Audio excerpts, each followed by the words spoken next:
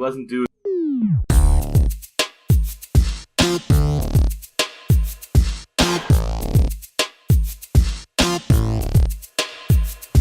Hello and welcome to episode 151 of BigRedBarel Geek Speak, a place for all your nerdy needs on BigRedBarel.com. My name is Alex, I'm also the host for this episode. I'm also self-appointed Baroness of Butts. Joining me is the host, whose voice you might not recognize.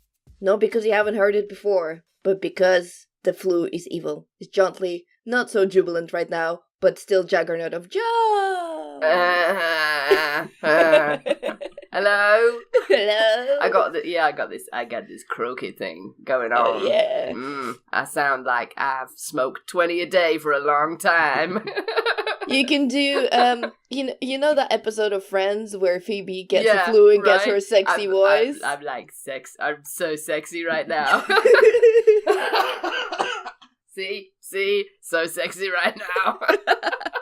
I'm sorry, everybody. I'm trying. It's okay. I'll try to edit as many coughs as I can, but they still might be in there. For comedic effect. Yes.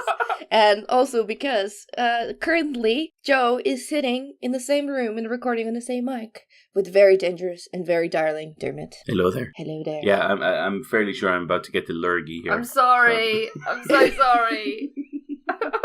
So, with that update on the evil flu out of the way, let's move on to Time Waster of the Week. Courtesy of Spiky Chris. Hey, Chris! Hi, Chris! It's Watch a Cripple Play, Rocket League. So, yes. Someone who's put this in, update us with more details. No problem. So, yeah, Chris sent me this on Discord over the week, and he said it would be perhaps a suggestion for Time Waster of the Week. So I said, yeah, sure, I'll give it a watch.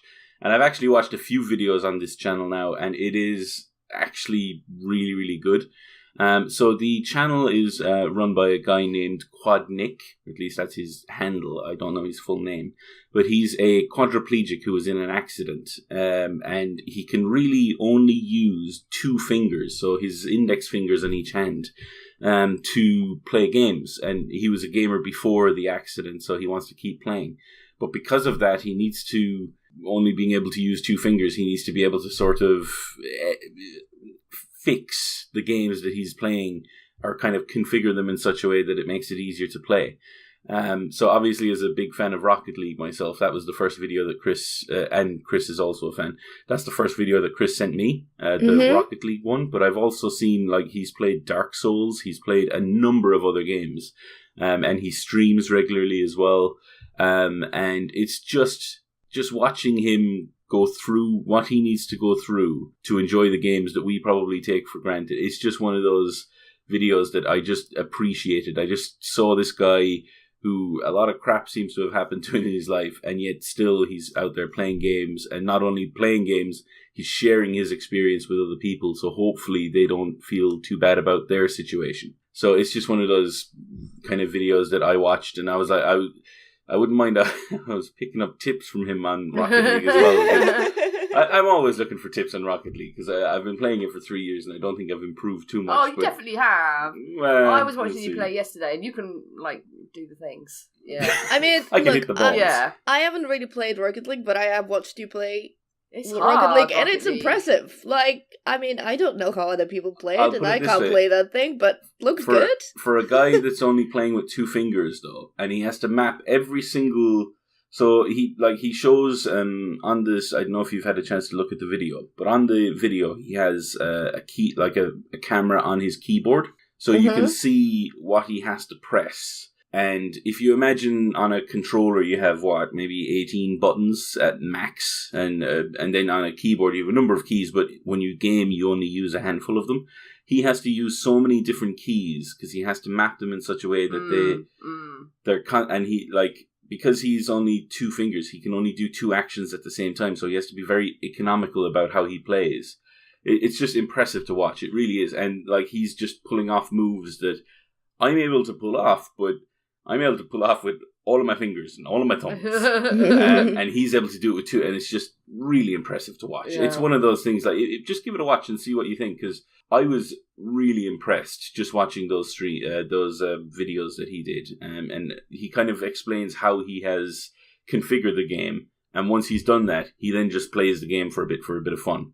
Yeah. That's really cool how he kind of tells people how he's done it, how he's kind of configured it. Because I know Special Effect do things like that as well. Obviously, Special Effect, amazing charity who do so much to help people who with physical disabilities to be able to play games. And yeah, things like that are just always really interesting. Like as well that the controller that Xbox have done. Yes. That like more of this, please. Like this is great. Like games are for everyone, and more things that help people play games. I'm so on board. And Rocket League is such a great game. I was like we were saying, watching you play it yesterday. I think I'm going to have to start playing it again. Because even though I suck so bad at it. Like, I just seem to lose all sense of spatial awareness in that game. It's still really fun. We need to get you into Rumble mode. We need to get you into Rumble mode. So I think I might have to start playing Rocket League again. But no, what a cool suggestion. What a lovely video. So thank you, Spiky Chris. Yeah. Thank you very much, Chris. I feel like, you know what, could be such a feel-good video, so if you've got some crap news, go and watch this afterwards and have a little bit of faith in humanity be restored in you. Yes. Okay, so, Joe, by the way. Yeah. Oh, because I've been lazy and haven't edited the podcast. You don't know you didn't you had homework for this episode. Oh, what? I had homework? Oh, no. I hate homework.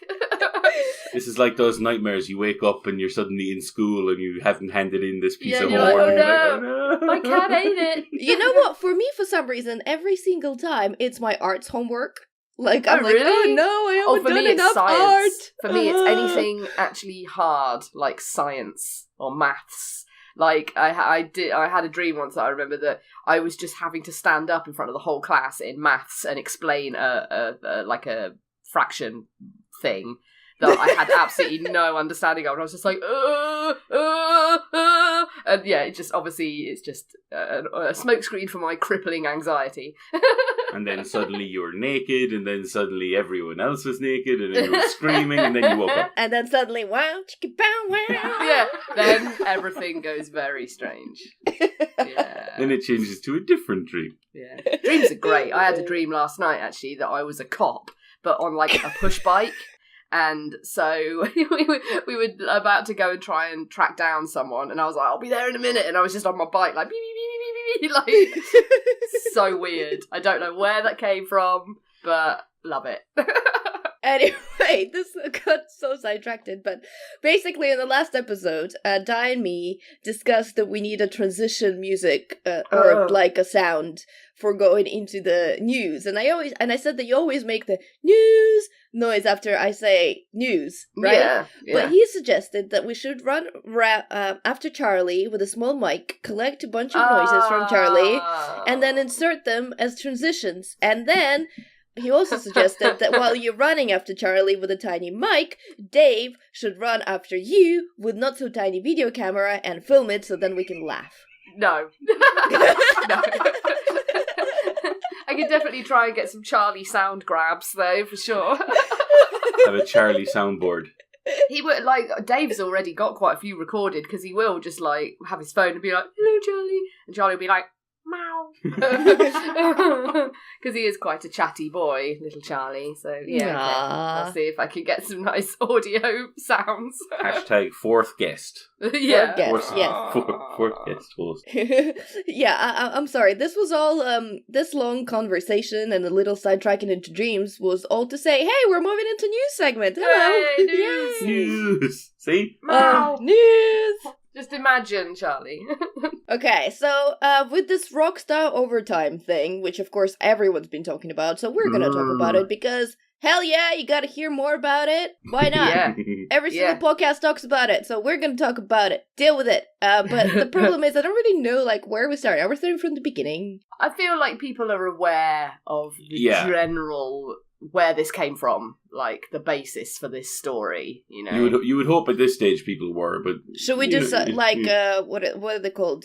Cliff notes. Yeah. Yes. Yeah. Cliff notes. Recap. Okay, so Cliff notes. There was an interview in Vulture by some guy who's apparently not very good by all the reports from all other video game journalists. Yeah. With one of the bosses of Rockstar, and they did an op about Red Dead Redemption 2, which is coming imminently. And from that article, it seemed, or a lot of people made that assumption from how it was written or how it was quoted, that a Rockstar CEO or big boss or whoever he was, I can't remember the name because Hauser, Dan Hauser. Dan Hauser, thank you very much. That he was boasting that people at Rockstar worked hundreds of hours, 100-hour-a-week overtime. It was very much a boast. I think that's one of the things that bothered me the most about it, was that he was kind of very much like, well, yeah, we punish our staff more than you do. My staff work harder than yours. We've got them at their noses to the grindstone all the time, so I'm a better CEO than you. That's kind of how it came across. So the question that I have for you, was it a boast or was it misquoted to sound like a boast? I don't think it was misquoted, but getting tone from a written piece is very difficult. So it sounded boastful, but based on what they said afterwards, and this is obviously them trying to... It's potentially damage control. It's potentially them actually clarifying what he said. He was talking about himself and his writing team, and they were the ones who did the 100 hours. And he was, I think he mentioned something about him being proud of the work that he put in, but that did, like, he was trying to stress that backtrack. Exactly. Yes. So he was just trying to stress that, like, him and his team put in the 100 hour, not everybody at the studio. And since then, Rockstar have done a few things to kind of try and get ahead of this story. And the latest bit of news is related to that. So that's the one that is in the agenda. So basically, Rockstar have told their... Number one, they went to their studios, I think, like on Tuesday or Wednesday of this past week, and basically told them to their current employees, okay, you can now talk on social media and, you know, you can clarify whether you do overtime or not or whatever. And obviously that was when people came out and kind of gave the story or their stories where they said that they weren't overworked and they didn't have to do overtime or they didn't feel that way. The latest bit of news, I think, came out on Friday, which was that one of the studios that does QA for Rockstar, which is Rockstar Lincoln, some of the employees there were under the impression that because their managers scheduled overtime, that the overtime was mandatory. And the Rockstar came out on Friday and kind of made sure that they clarified to the staff and to the press, more importantly for them, I think, that mandatory was overtime was not mandatory. So I think it's one of those cases where it's very possible that they didn't actually think overtime was, like, the head honchos at Rockstar didn't think overtime was mandatory. And that's fine. But if you're working anywhere, it doesn't matter where you're working. Yeah. If your bosses are in and they're kind of staying in there, you don't feel like you can just leave on this set time. Definitely. If your bosses are still working, like someone posted that GIF from The Simpsons where I think they're in, like, you know, the cult episode where most of Springfield end up joining this cult. Yeah. So they're all in a room and they're all sitting down on, like, pews similar to a church. And next thing, the view is the entire set of seats. And then someone gets up and the spotlight shines on them until they sit down again. Yeah. And then someone else gets up and a spot... That's, like, someone shared that GIF earlier this week, and it is kind of analogous. It's like, even if you do want to go home, you feel like you have to stay because the bosses are staying or everyone else is staying, and that's what makes it feel mandatory. That could be the case, or it could be the case that it was mandatory before and we just didn't know. Yeah, I mean, I know someone who worked at Rockstar. I won't obviously go into, like, lots of details, but there's no smoke without fire here. They do have form in this area. That was going to be my point. Apparently, they have made some improvements over the past years since the GTA times. Apparently, the overtime on GTA 5 was just atrocious. You know, and they do have form. And one thing as well that I think a lot of people are unaware of with regards to crunch and overtime in Game Studio is that almost all of the time it is unpaid, right?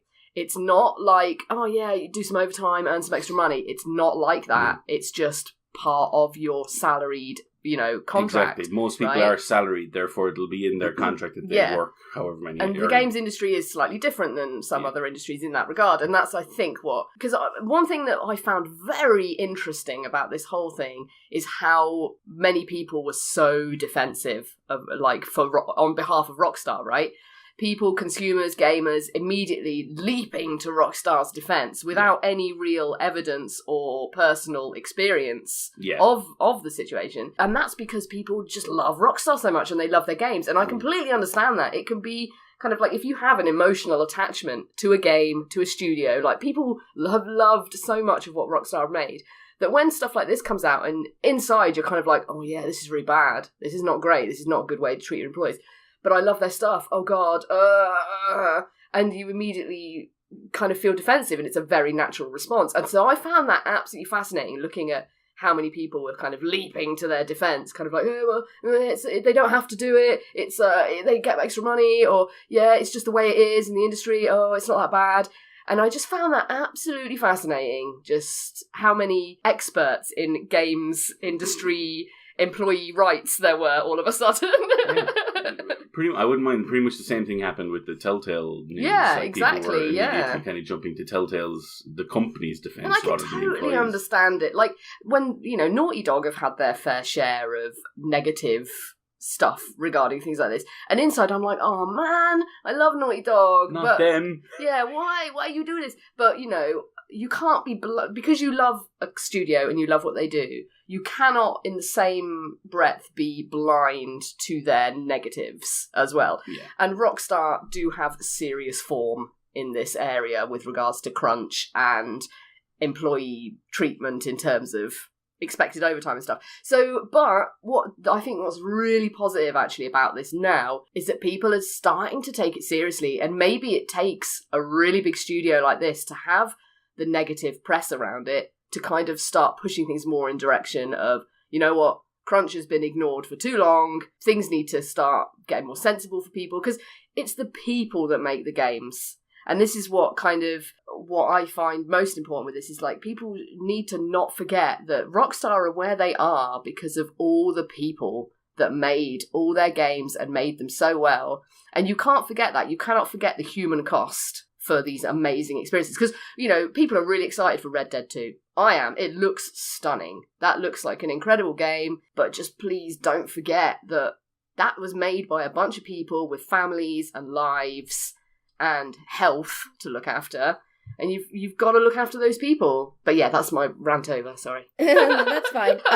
The 2 cents that I sort of wanted to add, and this is not even specifically related to the Rockstar story and all of that. We've discussed crunch a bunch of times, and all of us are not fans of crunch, and I also come from the industry that also does quite a bit of crunch as well, so it's something that I'm familiar with, and I don't think is a necessary thing if the project is properly managed. But moving away from that, one thing, and because there's been, like you mentioned, there's quite a lot of stories that came out lately with Telltale and with Rockstar, and people immediately jumping the gun one way or another. And one thing I just want to remind people, everything is not exactly black and white, and everything is always more complex than you think, and reading one sentence or one article and forming an opinion might not be the best thing for you to do. Yeah. There's that very famous saying about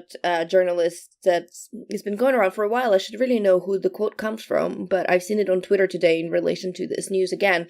If one person says, it's raining, another person says it's not raining, it's not your job to believe one person or another, it's your job to look out of the window and see which one of them was correct, that kind of thing. So it's doing a little bit more work than just assuming things, because, it's easy to just say crunch, but then we are not really getting into the details of the issue. We're not really understanding. So, was that just the writers? What about the QAs? The QAs are historically treated very badly and promised dev positions are never given them, and that kind of stuff. There is so many stories behind that, and yes, we should be talking about it, but there is no sense in jumping either completely to a Rockstar's defense, just assuming stuff, or just assuming, taking the 100 hours of crunch as a given without any detail, without any complexities, and without any sort of layering, just taking that line as well as a solid information. Yeah. There should be a bit of a more understanding, I think. And the thing is, right, why I think that's important for us to understand the different shades of that story is because gamers are the only really people who could really substantially change it, and or good journalistic reporting on a subject is the one thing that could change it and tell the companies, that is not good. This is not a practices. We do not want games that were made through crunch, that kind of stuff. But the only way we can say that and voice that opinion is that we make ourselves aware. Yeah. And we just don't, straight jump to a conclusion about one topic or another. Anyway, that has been my rant. And that is over now. I'm glad I didn't need to rant. It was excellent. I had 2 other people ranting for me. It's brilliant. Works out much better. That you could still do it. I will say, just to add on to your point very quickly, very quickly. If you're not already following Jason Schreier, you should be. Yeah. The reason being, he was apparently working on a story regarding Rockstar and regarding interviews with staff about crunch and about the conditions that they work in before this whole thing broke during the week. He still hasn't finished it, and he's still working on it. Yeah, I'm excited to read it when it's coming out. Yeah. Throughout the week, all they've been doing is kind of reporting on the events, like the actual facts, like the stuff that people have reacted to, various things. They published the statement that Rockstar put out later, and other interviews that have come out, but they haven't actually given like opinion pieces and editorials on what exactly happened and a kind of a full article on the history of the studio and all that kind of stuff, because that's still being worked on. So you're kind of talking about a journalist having to find out if it's raining outside. Jason Schreier is looking out the window right now, and he's the one putting together all that information. So I'm looking forward to what he pulls out. I mean, he's an extraordinary investigative games journalist. Unfortunately, one of the few. It's a dying art, isn't it? But he's very good. Very quickly, on the topic of Jason Schreier, give a shout out, because I don't know, maybe it's just our group who just doesn't listen to that podcast, but it's a really good. So Kotaku Split Screen is a podcast with Jason Schreier and Kirk Hamilton. I would say the other guy. And they do have incredibly layered and interesting discussions about topics, and they do discuss them. I'd say 98% of the time I completely agree with what they're saying. They're just always on point, and they're not just only on point, they're enhancing my understanding of the subject, because they obviously, their experience and their knowledge far surpasses what I have. But yeah, I just don't know that many people are aware of that podcast, and it's absolutely superb, and you should all just listen to Kotaku Split Screen. Try it out. You'll be amazed. There's such a layered, interesting discussion there. No, agreed. Absolutely agreed. Mm-hmm. Okay, shall we move on to the next topic then? Yes, indeed. Are we happy? Okay. Yes. Well, we're not happy, but... we're not happy, but feelings not one way or the other. So last week we talked briefly about Iron Fist being sort of cancelled, but the character possibly living on through another Netflix Marvel shows. And then this week Marvel came back, and they said to the Deadline, they gave them the interview, that Luke Cage is also being cancelled or not returning for a 3rd season, or however you want to read that. And from the wording of the article, it seems that Luke Cage as a character might just be done. Yeah. I don't know. Yeah, it was a weird statement. Like I've read through some of it, and it does sound like Iron Fist. They were very quick to stress, he might come back. He might be alright. And that was kind of weird for that particular property, because it doesn't feel like there's too many fans of that. Yeah, I mean, character. There must be 3 people somewhere who are like, woo, yeah, Iron Fist, woo. Joe, last week you upgraded to 1. I said 2.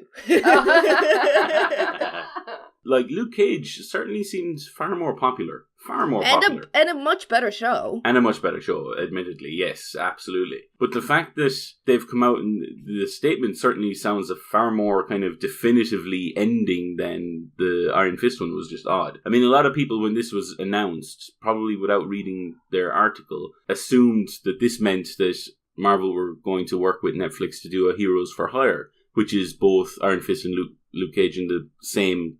as a partnership, and they were going to do a Heroes for Hire show. That is definitely what they should have done, just straight off the bat. I mean, maybe just do 1st season of one or the other, and then just straight away go into Heroes for Hire, because I think those two would have been so much stronger together, and then they wouldn't have to cancel anything. Yeah, I don't know. This is weird, because the article that I read about this, the one that's in the agenda, kind of mentions that this might be somehow related to the whole Netflix and Marvel relationship, because we've known for a while that Disney are kind of trying to develop their own service, and they announced a few weeks back, if not a few months back, that they were going to be not supporting Netflix from 2019 or from some point in 2019. What I read, which confuses me, is that the Disney's streaming service, because it is completely kids-free, there were some Marvel properties they couldn't put on there.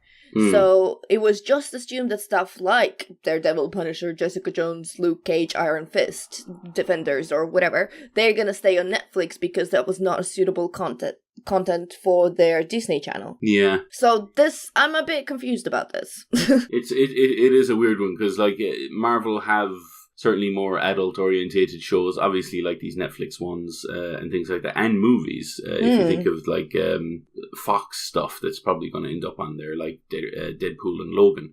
But yeah, it's a weird situation. I don't know. Like again, that article was just kind of saying this might be the reason. This might be. Just conjecture, really. Exactly. To be honest with you, we don't know, and all we do know for certain is Luke Cage ain't going to be around. Well, it's a shame. It is, because I kind of enjoyed the character. I still hadn't, well, maybe it's my fault, I still hadn't watched season 2 yet. Hey, it's busy. There's too much to watch. There's too much. But yeah, it's one of those, like, I'll eventually go back to that, and it'll just be kind of weird watching it, kind of thinking, they're not going to move on from there, are they? Oh well. Yeah. At least I have watched the first 2 episodes of Daredevil and season 3, and so far it's very good. We're getting Wilson Fisk back, right? Wilson Fisk is back. Wait, there's a Daredevil season 3? Yeah, it's Daredevil just gone season up, 3 yeah. went live on Friday, and I've only seen the first 2 episodes. But I'm so far, so out of the loop. This is crazy. I just didn't even know it was coming. And I think you'll enjoy it as well, because Fisk is back as like the primary antagonist. So I'm really looking forward to the rest of the show. You know I haven't seen season 1 yet. Oh my. What, Okay. you haven't seen season 1 of Daredevil? No. I've only seen season 2 because they had Punisher. But season 1's quite good. It's the best one. Telling me. Oh my god. It's the one that kickstarted all of the others. I know. It's a weird thing. I watched a couple of episodes of season 1, and then for some reason I didn't like it, and I can't remember what the reason behind it was now. But I felt very strongly about it at the time, so strongly that I can't remember what it was right now. Anyway. Oh well. Moving on to more Marvel news. Yes? Yes. From what we know, the filming or the pickups on the Avengers 4, which is still unnamed, but there has been some rumors about what that name might be, but let's not talk about it in case it's spoilerific and people are excited. It has been finished. There has also been note about Spider-Man Far From Home finishing filming, which is also coming, and we are still slowly, we're starting to get drip-fed some more information about the next phase of Marvel, including the fact that Cap is not returning anymore. Poor Cap!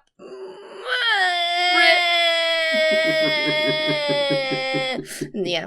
Anyway. We'll always have Civil War, and I the other know. one that's quite good, that I've forgotten the name of. Winter Soldier. The Winter Soldier? That's the best one, yeah. Exactly, thank you. Civil War is the one where he's holding the helicopter, right? Yeah. Thing I like oh man, about... I had so many good nights about that.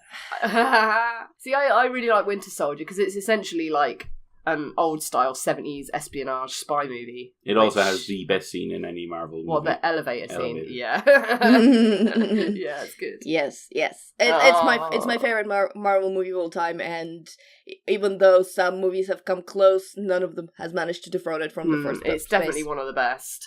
Definitely one of the best. But anyway, we are talking about Doctor Strange 2. Yeah, I'm cool. I'm excited for this. Doctor Strange was weird one for me. The first time I watched Doctor Strange, I didn't really like it, and I didn't really know why. And then I watched it again and really liked it. See, I know why I didn't like it, but because Go ahead. Yeah. Well, look, they had the best man that could have been the best villain and did absolutely nothing with that guy. The most generic. Yeah. Generic bad guy, wants to destroy everything thing, has no personality, has nothing, just runs around a lot with his cronies.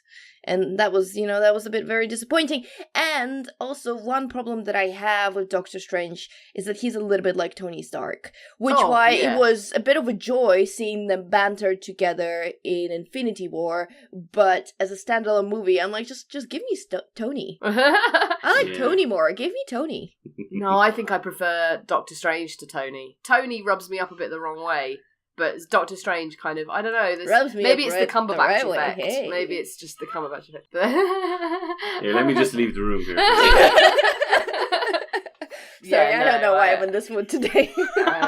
No, I'm excited for this. Yeah. I enjoyed Doctor Strange, but like yourself, Alex, I didn't think it was the best, one of Marvel's best. I think I like all the magic shit. I think I like all that stuff. All the mystical magic balls. Yeah, the thing is, because, when it made me also think because we were going through all the Marvel, what are they called, Phases, thank you. For all the Marvel phases, and phase 3, the one right or 2. Anyway, the phase right before the Infinity War, whichever number that is, it had so many great movies. Like, every single movie that came out in that phase was pretty much outstanding, between Civil War, I guess, which is sort of starts it. Then we had Homecoming, then we had Ragnarok, we had Black Panther, and then compared to them, I mean, we had Guardians of the Galaxy 2, which was not as great as 1, but it was still pretty. It was alright. It was entertaining enough. And the thing is, I think what Doctor Strange suffered from is that it was an origin story from character, and it just was not on par with the other things that came out. Yeah. All the other movies were completely exceptional, and Doctor Strange was like, it was pretty, it was interesting, but not on the level. I think I think what I like about it now is that it's a little bit weird, and I like that. I like the weird, and I like people like Benedict Wong in it. He's really cool. Yes. Tilda. I'll watch anything with Tilda in. Tilda Swinton, icon, and it was just kind of, it was alright. Yeah, I mean, yes, of course, it's not the best, but for some reason it has become one of my favourites. I don't know. It's weird. Yeah. It's weird. I am still looking forward to 2. I am very much looking forward to 2. I, like yourself, I did enjoy the magic side of it. I did enjoy it. It just looked like different cape. to all of the That others. was really funny. Like the stuff with the cape.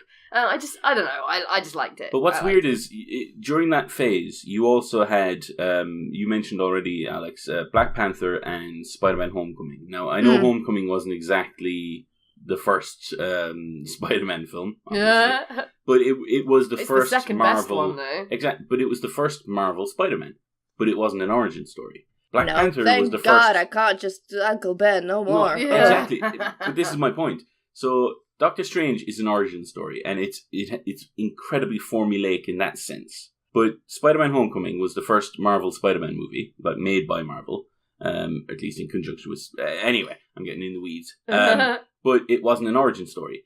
Black Panther wasn't an origin story. He was already Black Panther, and he had been for a while. So I think they've inadvertently hit the kind of, that's why I'm really kind of excited but nervous about Captain Marvel. Yeah. I hope that they handle it really well, because I know they have to introduce people to this character, but there's a lot to origin unpack stories as well. I don't think they've done a really good origin story outside of maybe Iron Man. Yeah, I'm trying to think. I mean, Captain America, the first Captain America is pretty solid. Yeah. It's solid, but compared to the other two, it's... Yeah. I mean, that's to be honest, that's the case with anything like that. Introducing a new character, there's so much you have to kind of unpack and fit in, and there's a lot of boxes you have to tick for introducing a character. But, I mean, I'm psyched for Doctor Strange 2. I like me some Cumberbatch, and, more magic-y, timey stuff I'm on board with. Yeah. He's got a very strange little goatee, which I find quite pleasing somehow. Oh boy, Joe. Things we'll find out about your taste. Yeah, I've got a head cold. It's my brain. It's rude. Makes you like the goatees. Interesting. Yeah, okay, so now going through magic onto space. Into other things that we love. Especially because it contains cats. And it contains the cat from the Nostromo. Ultimate cat. The ultimate Nostromo cat, Jonesy, is having his own book. That's so cute. Yeah, when I was putting this together, I saw this story and I was like, you know what, this isn't the biggest story in the world. But it's cute. But it's cute. It's like if I found something, a story about Solus or something, I'd have to put that in as well for you, Alex. Yeah. This is in for Joe. you know. I like all these little interpretations we get of the alien lore and mythos. Like, there was one called The Alien Next Door. I cannot for the life of me remember the artist now, but it was beautiful little comic drawings of the alien just going about its daily life, kind of just... So there's one where it's taking a facehugger for a walk, and the facehugger's about to have a pee up a fire hydrant kind of thing. And there's another one where it's feeding Jonesy, like it's filling up his little cat bowl with cat biscuits.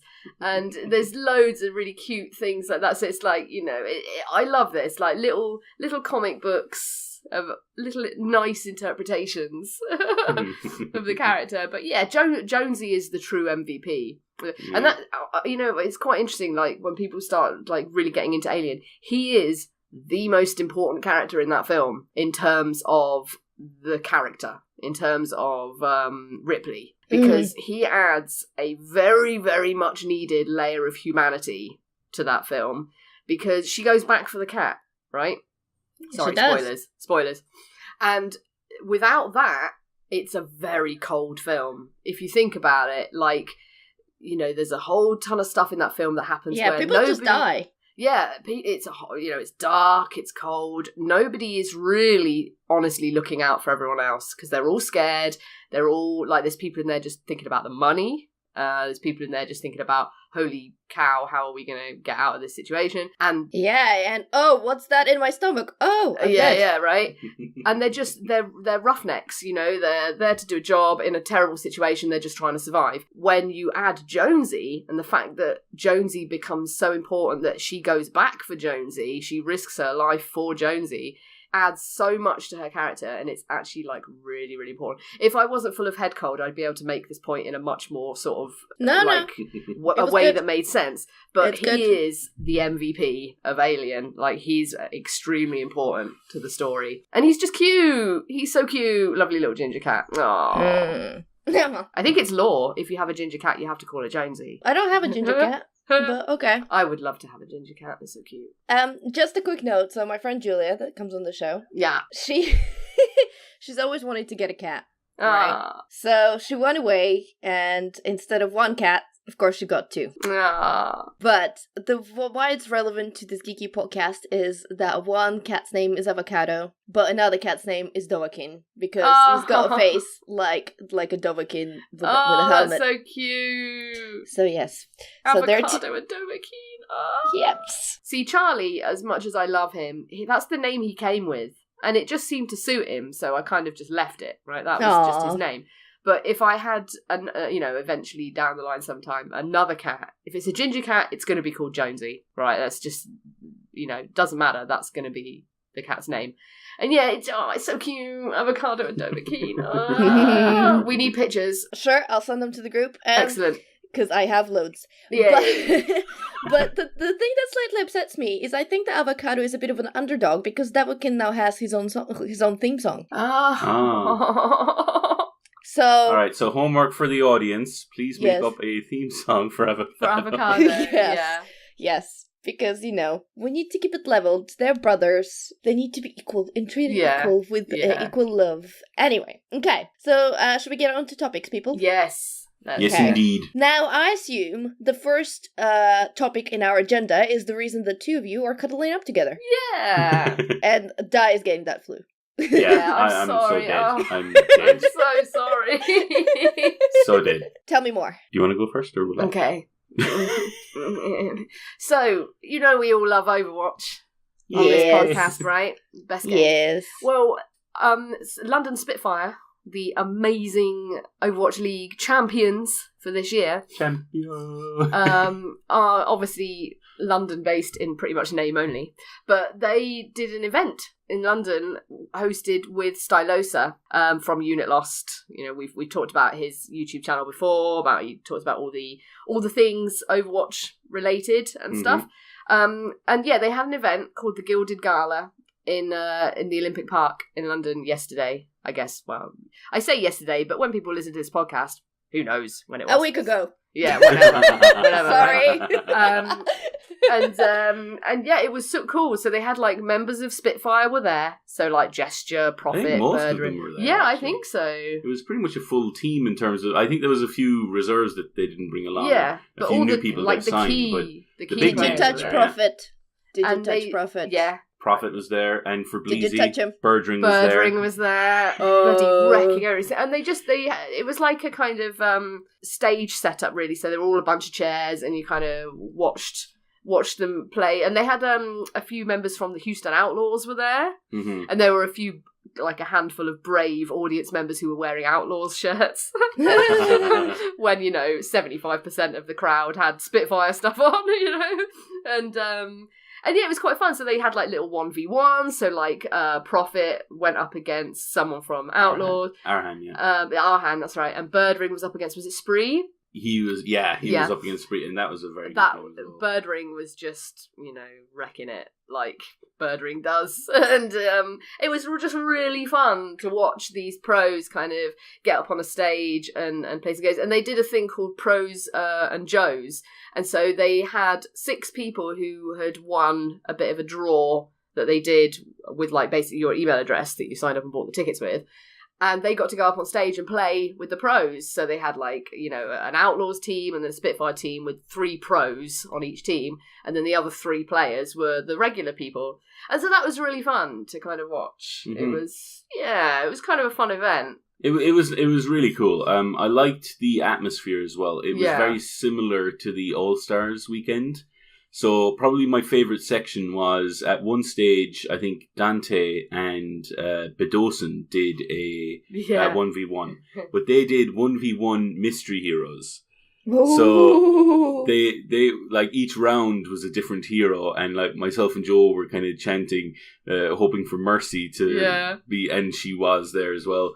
It was just, and like Bedosen was obviously well in the mood for this, and he was kind of gesturing, playing to the camera, and it was just funny. It was just really funny, and like I again, just like any Overwatch event that you watch like on a stream, you had there was at the back of the hall there was a sign making station for people, people in the audience, and a load of people made signs, and there was a few really good ones. Right next to us there was a guy that said, "Marry me, Prophet." Yeah.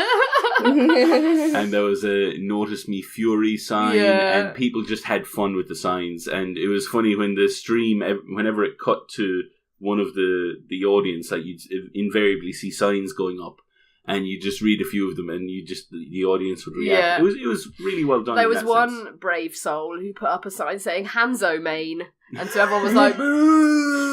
I think one of the casters that was up on the stage just kind of went, "Can we eject this person, please?" Yeah.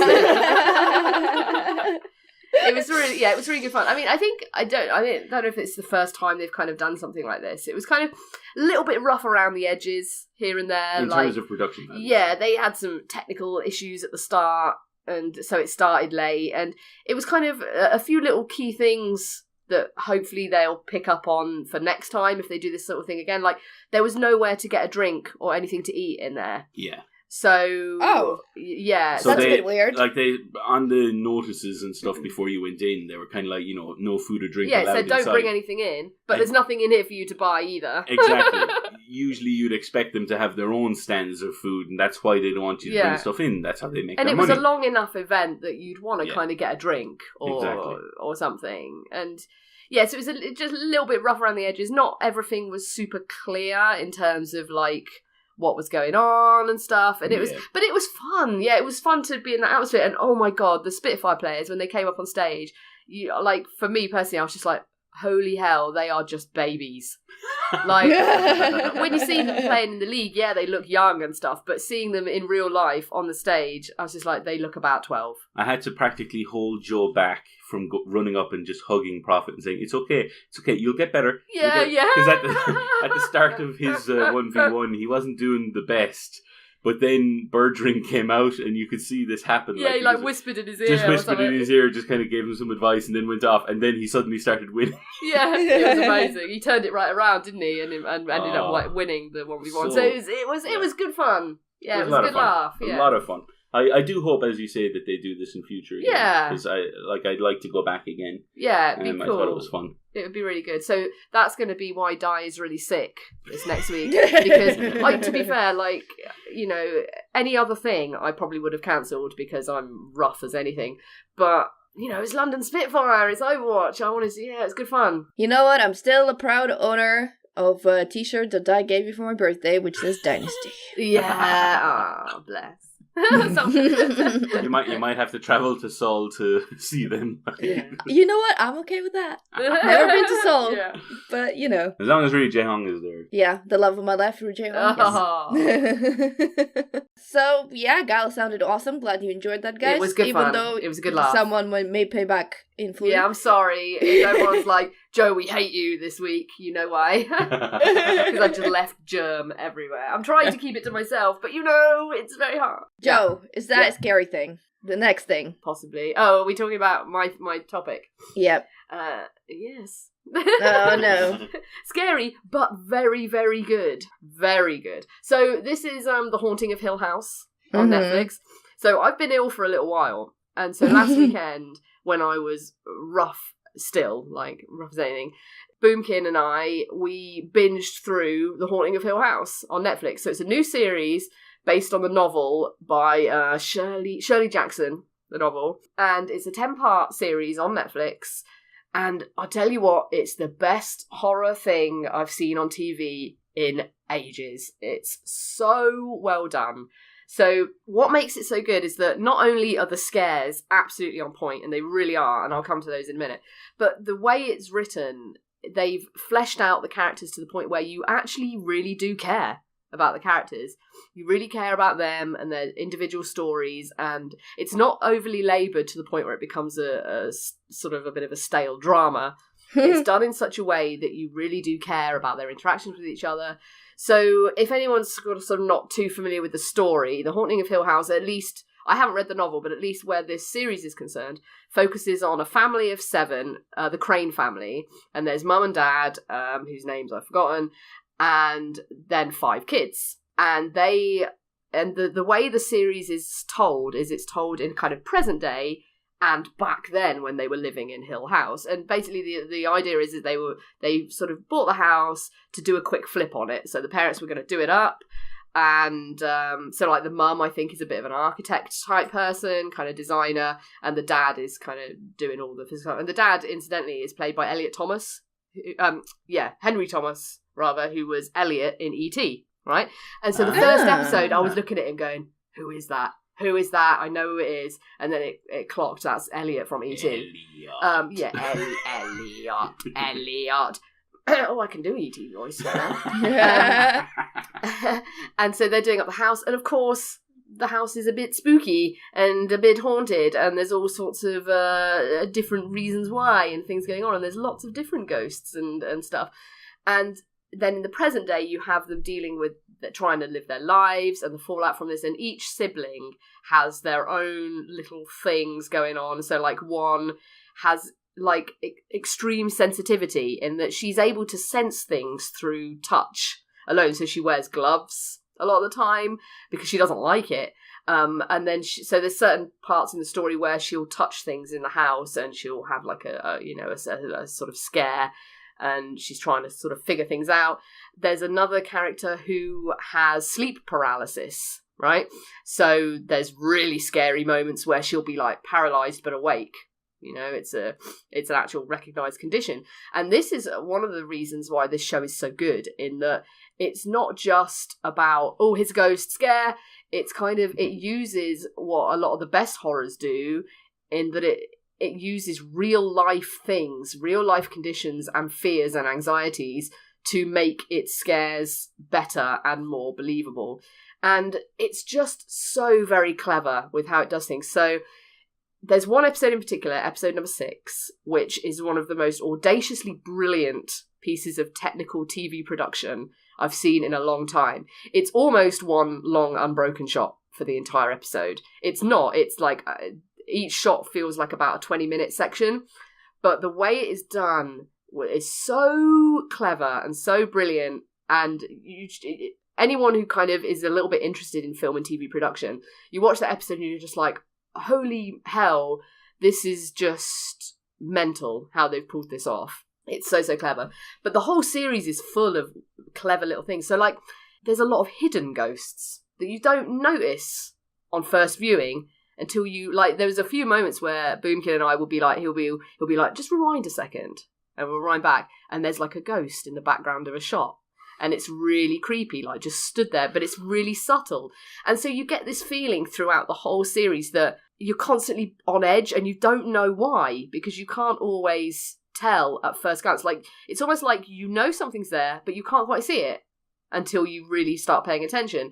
And so there's this constant feeling of unease, and it's so elegant, so well layered, so well structured and built, and very well acted. Like, it has people like Michelle Huisman in it from Game of Thrones. You know, it was Daenerys in Game of Thrones.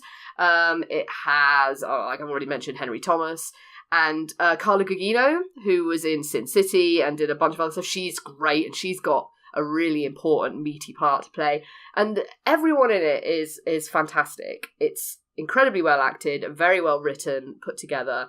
And honestly, it's probably the best series, like, of its type that I've seen in a long, long time. And Netflix are just killing it with stuff like this at the moment. And yeah, it's Halloween times. If you're looking for a really, really good series that's gonna kind of make you feel a bit sort of uneasy, and like, I'm not gonna lie, I've been having the light on in the hall at home at night since I watched this, because it's just, it does make you feel like, is there someone in that doorway? Is there someone just kind of...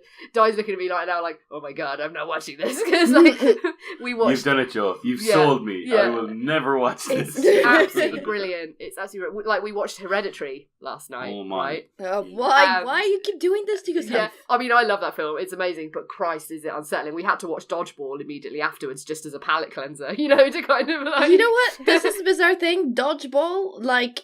There has been like a Dodgeball week where everyone's been mentioning this movie to me. Weird. How weird is that? I know. I've been almost watched it last weekend. Yeah. Then heard it about it on a podcast. Then heard about it from another person.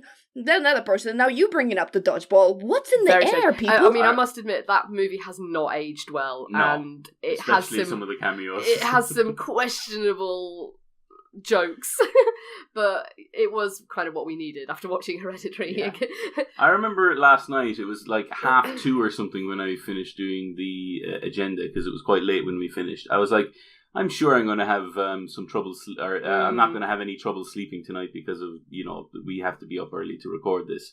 Yeah, I didn't really sleep very well. Yeah, no, same. I was like, on the sofa, and I was just every now and again, I'd just be like, I just need to look at the door. I just need to look at the doorway and just kind of check. And yeah, and you know, that's what The Haunting of Hill House does to you, really, in the same sort of way, but in a really, really brilliant way. And anyone that's kind of that enjoys horror and enjoys a really good spooky series, get on this right now. You won't regret it. And it's just brilliant. It's just absolutely brilliant. So, yes, well done, Netflix. Well done, everyone involved in this. Everyone watch The Haunting of Hill House, please. Okay, I understand that it's brilliant, and I hear everything you're saying. Yeah, but let me just echo Die by saying nope, nope, nope, nope, nope, nope, nope, nope, nope, nope, honestly, nope, nope, nope, nope, nope. It's so good.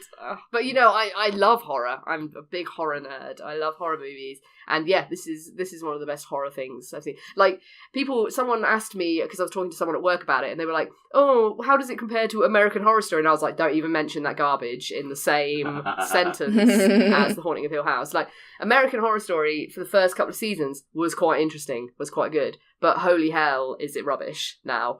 And Haunting of Hill House is just, it leagues ahead. Like, so far superior. So yeah, watch it if you like horror stuffs. It's good.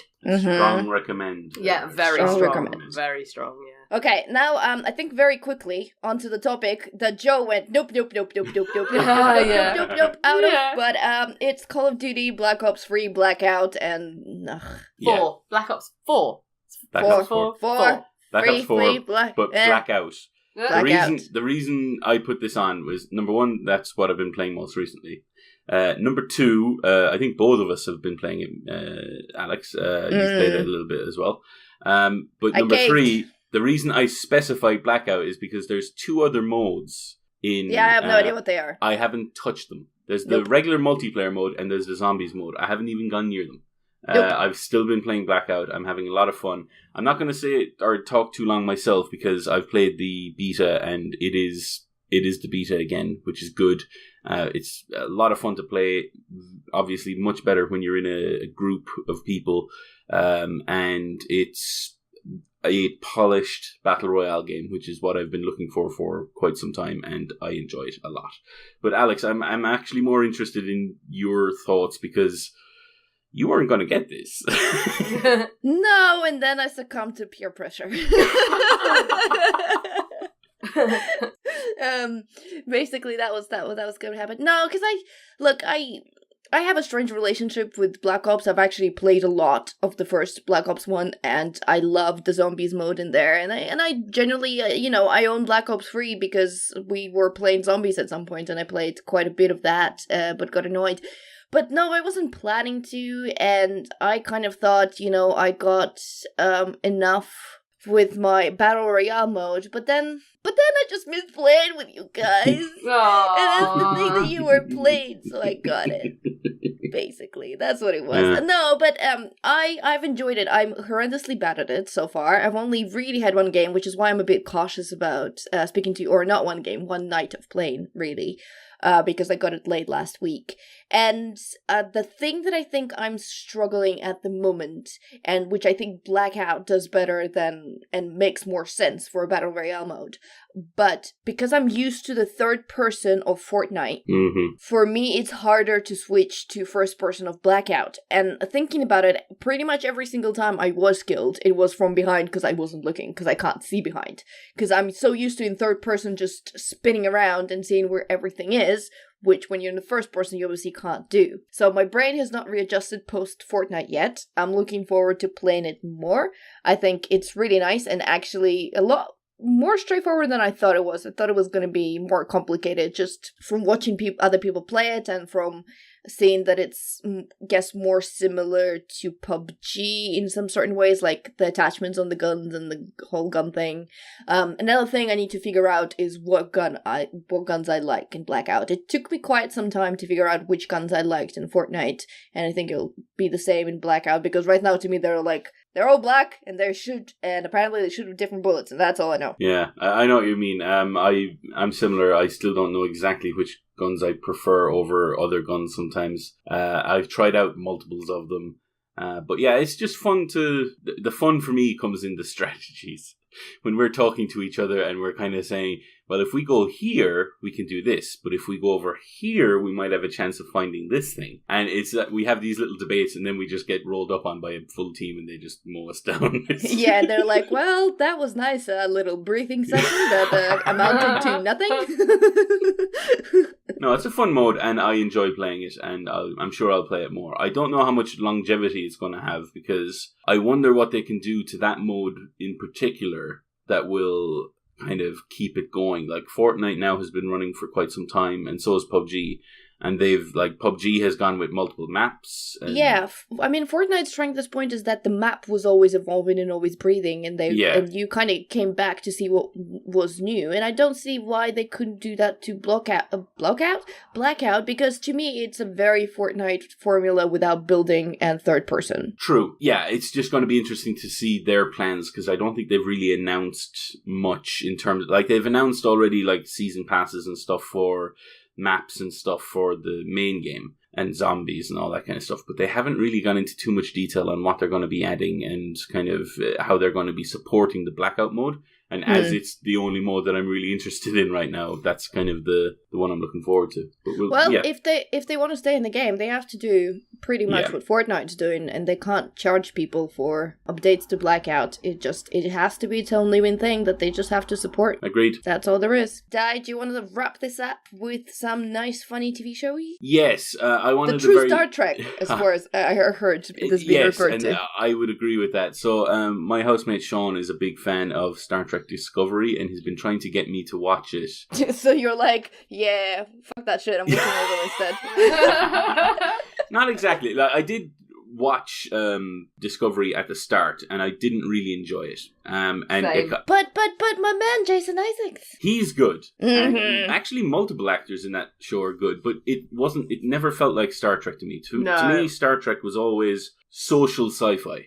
It was always social issues and kind of issues that we deal with today being retold in a kind of a future setting with, fantastical stuff like aliens and all time travel and all that. But it's about real issues. And that was always the kind of the thing that was interesting to me. Some of the best episodes were in the original Star Trek shows, whether that's Next Generation or the original, were all to do with kind of real issues that people were dealing with, but they were just done in a kind of a fantastical setting. That's what the best sci-fi does. And Discovery didn't feel like that kind of exploration show that I wanted. It was far more action-packed. It was far more kind of insular in terms of, like, it wasn't dealing with these big, broad themes. It was kind of dealing with a very particular kind of plot.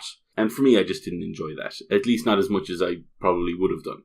And season 2, honestly, doesn't look like it's going much further in that regard. However, as you say, another show was kind of suggested to me at the time when Discovery was coming out as a particularly good show. And I remember our friend Martin was a big fan of this. And it was one of those shows that I was like, I might watch that. And then other stuff came up, as it always does. However, I had a brief period where I could watch something new. And this just happened to be available to me. So I said, fine, I'll give this a watch. So I've watched The Orville. So if you're not aware, it's a sci-fi show. It was created by Seth MacFarlane of Family Guy and American Dad fame. Okay, so before you go, can I just say, this is why my reservations about the Orville were, because Seth MacFarlane and me don't get along. Same. I did not find his sense of humor... I do not find he has sense of humor. Yeah, it doesn't agree with me either. Sorry. It might be a bit harsh, and I apologize to all Seth MacFarlane fans out there, but, different sense of humor. So anyway, that's why when I heard that was his show, I kind of want to see a Star Trek show, but at the same time, I don't get along with that guy, so not interested. So tell me how I am wrong. Yeah, I wouldn't say that you're wrong. I would say that the Orville, at least my initial idea was very similar to you. Now, I don't have the same reaction to Seth MacFarlane's humor that you do, but at the same time, he can be very hit and miss for me as well. So that's why I also had kind of reservations. I was hoping that this, his humor landed more than not. What I was pleasantly surprised by with this show, it's only like 12 episodes long. It's not very long at all, and each episode is about 40 minutes, as you might expect. But his humor is sprinkled very lightly over this show. This is a Star Trek show. It is basically his version of Star Trek with a few jokes. And that's it. There are far more kind of serious moments than there are comedic moments, if you know what I mean. There's a few kind of comedy characters that are in there. They don't feature too heavily, and when they are there, some of them are actually given kind of serious moments as well. It's a really weird show. I was expecting a lot more humor, and I didn't get it. What I got instead was exactly what I wanted from Star Trek Discovery. I wanted a kind of a show that dealt with kind of social issues and kind of dealt with really weird ideas, and this does that, and it does it really well. Probably the episode most people will talk about when they discuss this show is the third episode. So one of the races in the show is an all-male race, and one of the weird, I think they're called Mockless, and one of the commanders on the Orville is a Mockless. His name is Bortus, and he has a partner, a male partner, because they're all one sex on that planet. However, in the third episode, they have a child, and the child happens to be female. And everyone's happy on the ship for them, except for the parents, because they know that if the child grows up as female on their planet, they'll be ostracized. So they want to give their baby daughter a sex change. And the doctor on the ship is completely against that. And the way they deal with that issue over that episode is so well done. And that's just one of the episodes. And it's like, I I'm not going to say I highly recommend the show. There are moments where they insert jokes where they shouldn't have been inserted, and it kind of defeats some of the drama that's being built up. And there are moments when they deal with some issues and they could have dealt with them a little bit better, or some of the stories don't quite hit home as well as some of the others. So there's a bit, it's not the most consistent show. And I believe they've already announced a season 2, which I hope they're making. And if they do go ahead with that show, I hope they kind of work on the consistency across the board. But at the same time, I really enjoyed this a lot. And I would recommend, if the only thing that you didn't like was the potential humour from Seth MacFarlane in the show, I would give the first few episodes a watch and just see what you think. Because I was very similar. I was hoping that it wasn't too much in there, but how little it's in there and what they actually do with the show, it really impressed me, for instance. I don't know. It's up to yourselves, but I would recommend this actually quite heavily. I think it's really well done and it's really well put together. And yeah, it's a really good show. Cool. Well, my interest is a bit more piqued than it was the last time. Yes, because a little less a little more a little more other things sounds good to me. Okay, guys, I think that's the end of our show, right? I think so. Yeah. There's the topics, yes. There's the topics. Okay, before we go, shout outs to a couple of people. Di, if you could do the honors. Yeah, thank you for listening and giving us feedback and all that kind of good stuff to Stealthy Joe, Stingo, Will Driver, and Gabriel. And yes, thank you all for listening to episode 151 of Geek Speak. If you would like to get in touch with us and possibly get a shout out on the show, you can do so on BigRedBarel.com, on Facebook, facebook.com/BigRedBarel, on Twitter @BigRedBarel. Use hashtag GeekSpeak to help us find your tweets.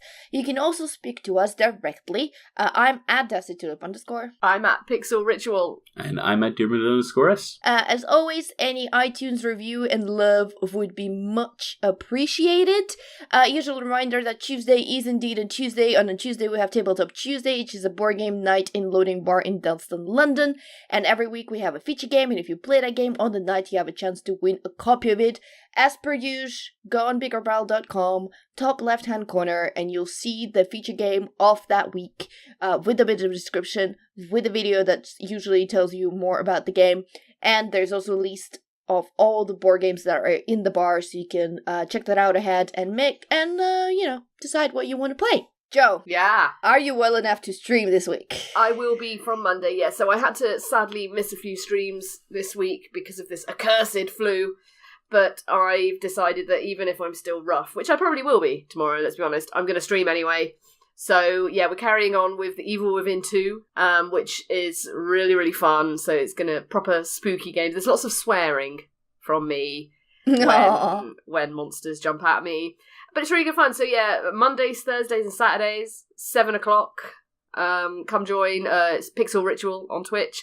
Stop by, say hey, help me I need 30 more followers, and then I can start going down the path for affiliate and doing subscribers and all that kind of fun stuff. So please do stop by, drop me a follow, and yeah, just hopefully enjoy the stream. I mean, we have some fun. It's a good laugh. Yeah. It is. Mm-hmm. Yeah. It is. Very much so. It is. So yeah, so it's once again twitch.tv/pixelritual, Mondays, Thursdays, and Saturdays, 7 o'clock p.m. and that is British Standard Time. Yes, yeah, UK right? times, yeah. Yeah, we're not changing the clock or something weird that I'm not aware of. Whatever. Anyway, also, Extra Live. So there's a lot more streaming coming your way, peoples, from all of us, which is not next weekend, but weekend after that, right? Oh God, weekend after that, the 3rd of November. Not ready! At least 3rd of November. That is game day. Obviously, other people have kind of split up game day into 2 half days and things like that. Just keep an eye out on people's Twitters and stuff like that, and you'll see all that stuff. Yeah. I'm still working on the article that I'll be putting up for all of the BRB stuff. So look out for that. It'll probably be dropping like the week before Extra Life, and that way we'll have all of the most up-to-date information. Cool. So yes, please, people, put your 3rd in the diaries, because that's where most of the streams will be happening. Mm-hmm. And support as much as you can. You know, it's not always about money, spreading the word. Spreading the word. Make it a better place. Spreading the word, or just coming to keep the streamers going, like, you know, there will be in the late times when hours it'll be of the rough. night. Yeah, Every little thing helps, and it's for a wonderful cause. So if you are not aware of Extra Life, they are collecting money for a lot of children's hospitals around America and some international ones as well. So it's all good thing. Go check that out. Go support as much as you can. If you know what, you want to join Team BRB and jump and do the stream yourself, go for it. Yeah. Exactly. There will, as an aside, on mine, there will almost certainly be Charlie appearances, because there's no way he can avoid being on webcam for 24 hours. I almost want to just stop streaming myself and just watch Charlie. Yeah. So there will be Cat on mine, if people like that sort of thing. No, not that kind of pussy, people. Come on. No, I'm not that kind of streamer. Okay, have I forgotten anything? No, I think that's good. No, I think we're good. No, I like that we end on a pussy. I'm sorry, guys. You're not sorry at all, and you know it. Okay, so for episode 151 of Geek Speak, I have been Butts. Oh, I've been Joe, sorry. I've been Diarmuid. I'm about to get killed. I'm sorry. I'm so sorry. And we bid you goodbye. Bye. Butts.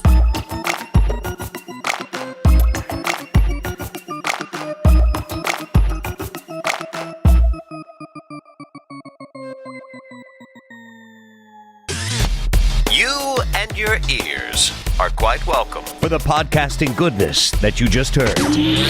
Why not roll on over to BigRedBarel.com for more podcasts, news, reviews, and videos from the biggest, reddest site on the internet, BigRedBarel.com.